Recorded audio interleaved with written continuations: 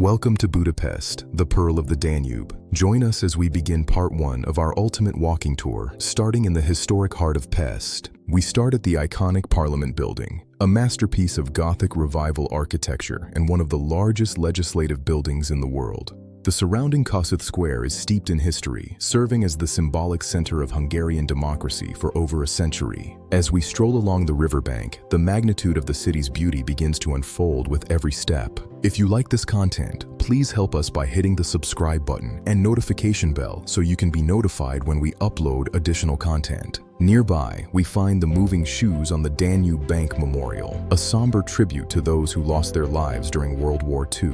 Just ahead lies the Széchenyi Chain Bridge, the first permanent bridge to link the once separate cities of Buda and Pest. Opened in 1849, it stands as a symbol of national awakening and the unification of the city. Turning into the city, we approach St. Stephen's Basilica, the largest church in Budapest. Named after the first king of Hungary, this neoclassical cathedral took over half a century to complete. The square is a hub of activity, surrounded by charming cafes and a vibrant atmosphere year-round. Now we walk onto Andrassy Avenue, a UNESCO World Heritage Site often called the Champs-Élysées of Budapest. It is home to high-end boutiques and the magnificent Hungarian State Opera House, a jewel of neo-Renaissance design. As we move further north, the architecture shifts to grand 19th century villas and historic embassies. We pass the House of Terror, a poignant museum documenting the city's struggles under 20th century regimes. The avenue culminates at Heroes Square, one of the most visited sites in the city. The Millennium Monument at its center honors the leaders who founded Hungary over 1,000 years ago. Behind the square lies City Park, a lush retreat for locals and tourists alike.